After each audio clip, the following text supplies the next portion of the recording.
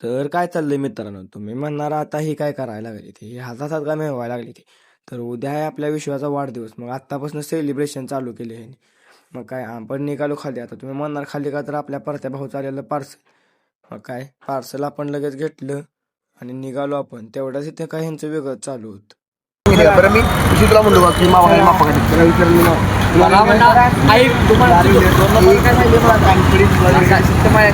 मी मग काय आपल्याला सकाळी लागलेली भूक म्हणल्यावर आपण मागवली मिसळ. मिसळ खाया मी आणि दीप्या आलेलो. मी इकडं शूट घेते तोपर्यंत दीप्याने तिकडं सुरुवात पण केलेली. मग काय म्हणलं आपण पण सुरुवात करावी आता खायला. खाऊन झालं तेवढ्यात साऱ्याचा आला फोन मला. आरछाला माझी खाट तुटल्या तेवढी घेऊन येऊया. आपण सगळी लगेच आलो वरच्या हॉस्टेलला आणि तिथली एक खाट उचलली निघालो. साऱ्यांनी एवढीकर माग होती आणि मी आणि दीप्या पुढं होतो. खाट लई जाड होती त्यामुळे आम्ही लवकर चालायचा प्रयत्न करतो. पण खाट जाड होती त्यामुळे आपण मध्येच थांबवली खाट.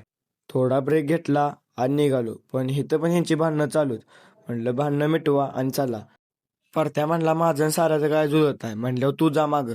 मग मी आलो मागं आणि दिप्या आणि परत्या गेली पुढं. खाट घेऊन निघालो तेवढ्यात पुढनं आपला पांड्या भाव आला. आपला पांड्या निघालेला जेवायला, तरी पण त्यानं खाट अडवली. तुम्ही म्हणला ही खाट घेऊन कुठं निघाला.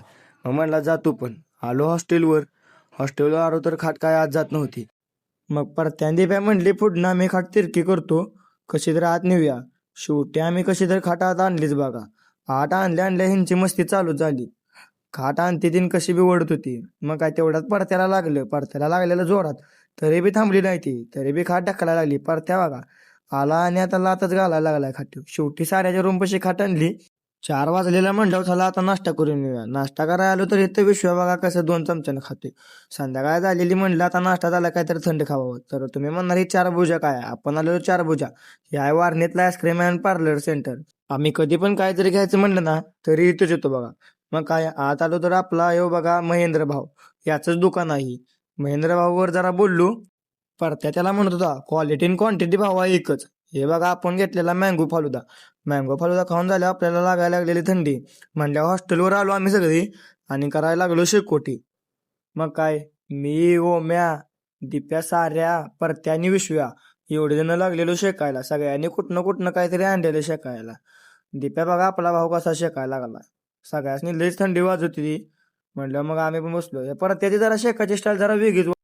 मग काय म्हणलं जरा आपलं पण हात शिकून घ्यावं. मग असे आम्ही 5 जणच होतो. तेवढाच आपला बंडा भाऊ, पांडू भाऊ ही सगळी झाली. त्यामुळे शेकायला सगळीच होती. एक नंबर वाटत होतं. सगळी पोरी एकत्र बसलेलो त्यामुळे. आता तुम्ही म्हणणार येऊ काय विषय. हे विषय तुम्हाला पुढल्या व्हिडिओत कळेलच. त्यासाठी पुढला व्हिडिओ बघायला विसरू नका. लाईक करा, शेअर करा आणि सबस्क्राईब करा विसरू नका.